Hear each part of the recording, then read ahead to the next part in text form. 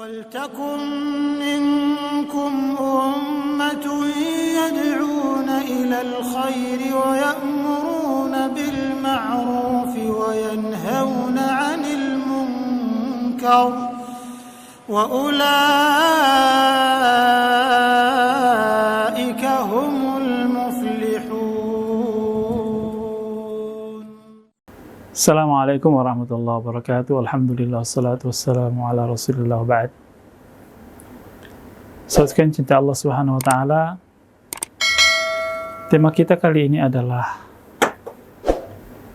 menggapai dan berusaha merubah puasa kita menjadi hakikat puasa, bukan cuma sekedar syariatnya. Allah Subhanahu wa Ta'ala memberikan kepada kita perintah-perintah, larangan-larangan, dan kesemuanya itu adalah untuk kemaslahatan kita sebagai manusia. Kita perlu berjuang untuk mengusahakan bagaimana ibadah kita itu selalu meningkat kualitasnya. Tidak terkecuali ibadah puasa yang kita jalankan. Kalau kita memahami pendekatan syariat tentang puasa, maka definisi ibadah puasa itu adalah menahan diri dari semua hal yang membatalkan puasa sejak terbit fajar sampai terbenam matahari. Ya, kita tidak makan, kita tidak minum, kita tidak melampiaskan syahwat kita. Ya, itu sudah sah puasa kita. Tapi itu adalah puasa yang minimalis. Kita menginginkan ibadah puasa kita menuju inti dari tujuan ibadah ini Allah syariatkan. Maka Imam Al-Ghazali rahimahullah itu menyebutkan kepada kita penjelasan tentang bagaimana kita dari waktu ke waktu mengevaluasi ibadah puasa kita sehingga sampai pada tingkatan yang tinggi. Kalau cuma sekedar menahan makan, minum, dan syahwat, itu adalah perkara yang saya kira tidak terlalu sulit-sulit amat.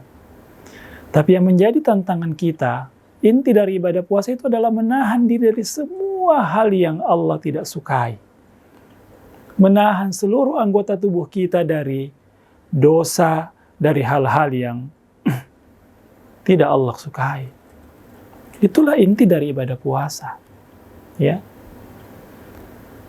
Kemudian Rasulullah Shallallahu Alaihi Wasallam bahkan dalam sebuah penjelasannya mengatakan, "Wasaumu junna,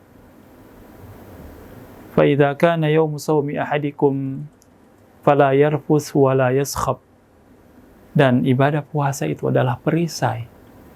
Kalau salah seorang di antara kalian sedang berpuasa, maka janganlah dia berkata kotor.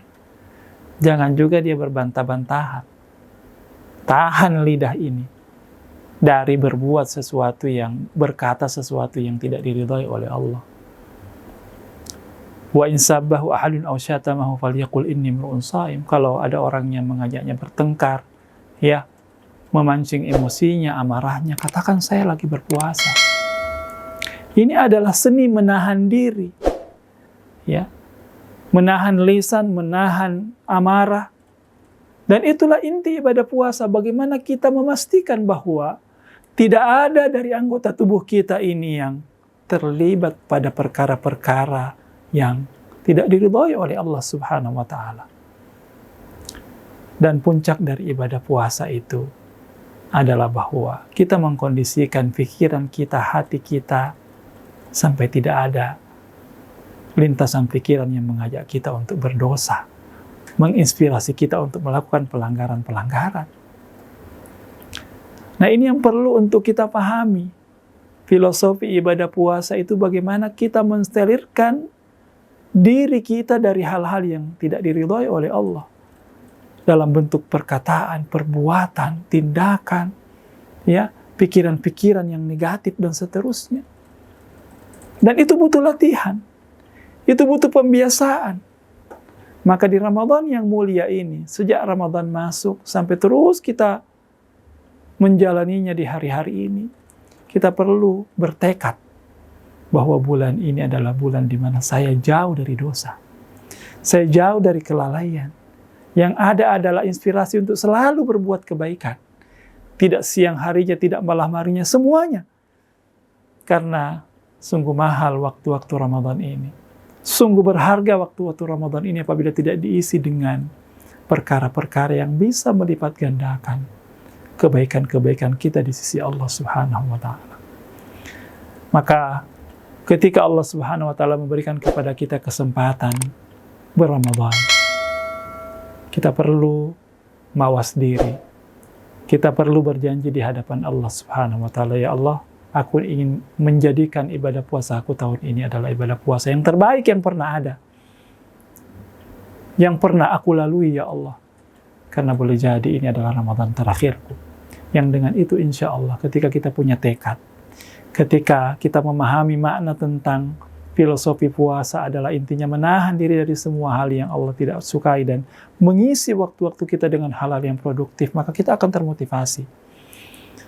Maka di Ramadan ini istirahat kita itu adalah perpindahan kita dari satu amal ke amal berikutnya. Sebagaimana yang disebutkan oleh para ulama, rahatul mu'min intiqaluhu min amalin ila amal. Ya, istirahatnya mukmin sejati itu adalah perpindahannya dari satu aktivitas kebaikan kepada aktivitas kebaikan berikutnya.